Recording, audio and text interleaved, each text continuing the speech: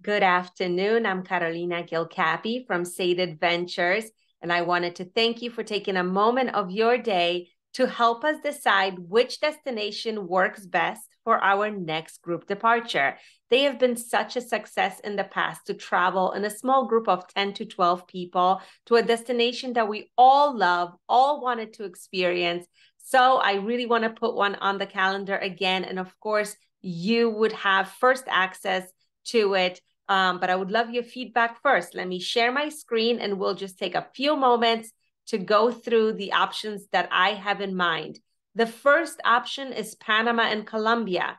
These countries are so close to us. There are nonstop flights available and they work really well when combined together. So if we were to do a 9-day trip, we would start with Panama City. We would arrive, have a private guide and a beautiful car with a driver taking us around. And we would start with a sunset walking tour of Casco Viejo, which is that old part of Panama City. The next day, we would go and explore the Panama Canal. We could do the cruise down the Panama Canal, go through the locks, really appreciate the engineering feat that it is. Afternoon, we would walk around Panama City. We would go to the market. We would taste things. Panama is a fantastic culinary destination. So I would love to share that with you as we stay in the Old Town. Day 3, we would head into the jungle. We would ride a boat into an indigenous community called the Emberas. We would swim in waterfalls and really take in the rainforest. Day 4, we would go island hopping to San Blas, which is another community of indigenous people. They live on these islands. They make beautiful molas, which they sell, colorful weavings, and they're a very interesting group of people. So I would love to show you around these islands. Day 5, we would fly to Cartagena, one of my favorite cities in Latin America. So colorful, so full of passion.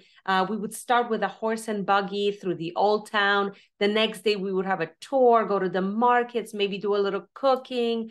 Day 7, we would go to Totumo Volcano, where we can completely get covered in mud. Super fun. We could do some kayaking in the mangroves nearby. Day 8, we would go to Rosario Islands so we could finish off on the beach, enjoy, the islands and the Caribbean lifestyle. The fried fish and the coconut rice is really big here. And day 9, we would fly home. So if we were to do Panama and Colombia, that is a great idea of what it would look like. This is a woman from the Embera community in the jungle. This is the Panama Canal, and we would cruise on a boat through it. Here is just a glimpse into Cartagena, all the colors, all the beautiful things that are happening in this Colombian city, and Totumo Volcano. Lots of fun to go in here, kind of off the beaten path, but we had such a good time. So that is my option number 1. Option number 2 would be Costa Rica. Costa Rica is always a good idea. Again, super easy to get to, less than 3-hour flight from Florida, if that's where you're coming from. And here is my idea for a 9-day trip. We would arrive, land in San Jose, which is the main airport, and right away I would whisk you off to the Cloud Forest. There's a great lodge, a few lodges in the Poás volcano region, so that we could wake up, go to the La Paz waterfalls, go to coffee plantation for some tastings, and see Poás volcano, which you could stare right into the crater. On day 3, we would continue to Arenal. This is a rainforest. This is the hub of activity. We would start with some hot springs. I always arrange a dinner by the hot springs. The next day, we have an opportunity to go on hanging bridges, zip lining, visit our sloth sanctuary that we sponsor, so that you can come face to face with these magical animals. Day 4, I would take you to a river. It's a beautiful reserve. We do a picnic by the river. There's also mud baths there, so we can do some fun activities and really enjoy being in a cool environment. Day 6, we would head to the coast. Manuel Antonio is my favorite city in Costa Rica because it's where I got married. So we would start with a catamaran sunset tour. We can snorkel. There's dolphins. It's a really beautiful place for sunset. Then we would spend a whole day in the Manuel Antonio Preserve. This is where you will see tons of monkeys and sloths and iguanas, and beautiful beaches just like this are in the park. Following day, horseback riding on the beach. Or if you don't like horses, we can ride ATVs. Or if you don't like that, we can just enjoy waterfalls and go swimming and enjoy where we are in Costa Rica. Day 9, we fly home. Really great adventure. Just show you a few photos. This is La Paz Waterfalls, where we would start. This is at the Sloth Sanctuary. Hanging bridges, where we can also go zip lining. Some of that mud baths that I mentioned near the hot springs. The catamaran that we do at night, horseback riding on the glorious beach in Manuel Antonio. And this is just one of many beaches in the Manuel Antonio Park. Wonderful trip. If you've never been to Costa Rica, this is the perfect introduction to this country. Option 3 would be Guatemala and Mexico. So if you love history, if you love ruins, if you love culture, this is the trip for you. Let me tell you what 10 days would look like. We would fly into Guatemala City and go right into Antigua, which is the most stunning city in the whole country. That would be our hub for the next 3 days. So on day 2, we would explore Antigua, all the ruins. It's a city that's surrounded by volcanoes. I actually lived here for one summer with a local family while I was studying 20 years ago in college. We could do a candy making class with a local lady that has a little shop. It's a lot of fun. It's not like a cooking class. It's all about sugar and chocolate and creation. So it's very different. We would also visit a coffee plantation, so you can literally go from bean to cup in one stop. The next day, we would go to Pacaya Volcano. This is an active volcano. We do a really spectacular tour where you can do a little hiking. You can ride horses if you don't want to hike. And then we do a picnic. And some of the food is actually cooked in the heat of the lava. So hello, fun experience. And tonight, there are hot springs just 20 minutes outside of town. So we would go there and soak after all the horseback riding or hiking that we have done. Next day, Chichicastenango Market. This is the most spectacular market that I have ever been in the whole world.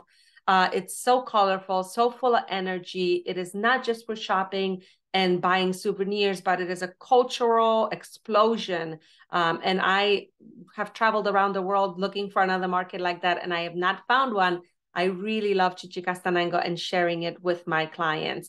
Afterwards, we would overnight at Lake Atitlan, which is kind of a magical place in Guatemala, very sacred. We would spend 2 nights there so that we can spend a whole day on a boat exploring the indigenous communities that live on this magical lake. The next day, short little flight to Tikal so that you can head to the ruins. These are the largest ruins in Central America, the most excavated ones. A fantastic day awaits us. We will start with ruins by night, where we have champagne and sunset on top of one of the pyramids. And then the next day, we spend a whole day exploring the park and all the different things that you can see here. Then day 8, we fly to Cancun. I'll take you right into Tulum. So we don't stay in Cancun where all the tourists are. We'll go to Tulum.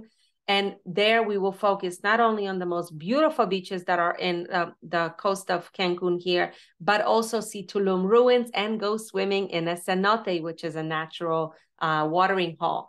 And day 10, we would fly home. So a few photos from this trip. This is Antigua. This is the city. This is the volcano where I mentioned we can cook using the lava heat. Here is the Chichicastenango Market, which I mentioned. Then our lake, which is very magical and special. We do whole retreats here on this lake. And then this is swimming in a cenote outside of Tulum, as well as Tulum ruins, which literally spill into the ocean. Beautiful trip, 10 days, very close as well. So short flights await us. And the last one, which is the core of Sade Adventures, which is most of my clients will go here. And I do a lot of beautiful private tours to Peru, but we can also put together a group. So on first, it would take us 10 days to experience it all. So first we will arrive in Lima. We will stay here for 2 nights.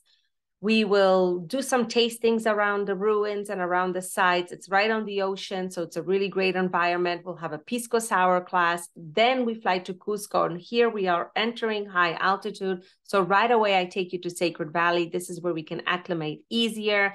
while we're acclimating for 48 hours, we're going to see all the sites that Sacred Valley has to offer.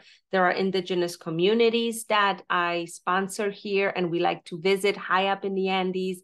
There is kayaking and cooking classes right on the lake, and there's literally flamingos on this lake.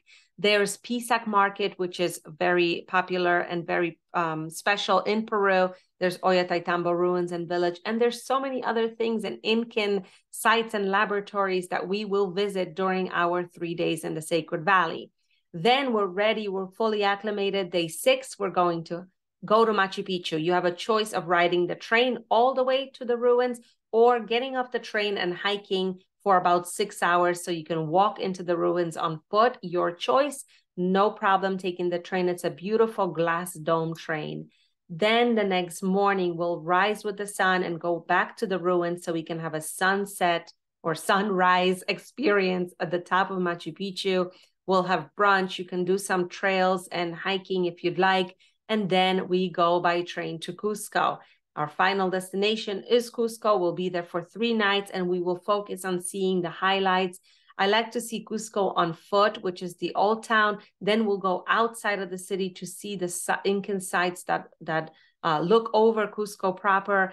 And there's the Sacsayhuaman ruins. Sometimes we rent horses there if you like doing that. There's a pottery class with a local artist that I always include. And of course, we can visit Rainbow Mountain, Humantay Lagoon, have a farewell dinner in the museum. There's so much to see and do.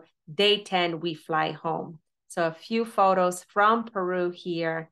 This is Lima. It's a really great city on the ocean. Here are some pictures from the Sacred Valley. Here is Machu Picchu, just to give you an idea how amazing some of the trails can be. This is Rainbow Valley, not Rainbow Mountain that most buses go to. I take my clients to Palcoyo, which is way less crowded, way less strenuous, and just as beautiful. Here is Cusco at night. And of course, the ladies of Sacred Valley. Peru is amazing. Inca sites are amazing. Machu Picchu is amazing. But to me, the heart of Peru is the people. So that is our 4th option. I'm sorry if I overwhelmed you with all the different ideas, but I would love to hear from you. Let me know which sounds the best to you, what interests you the most, and I will get back to you with some dates. And if you're interested in joining us, I would love to have you. Thank you so much and happy travels.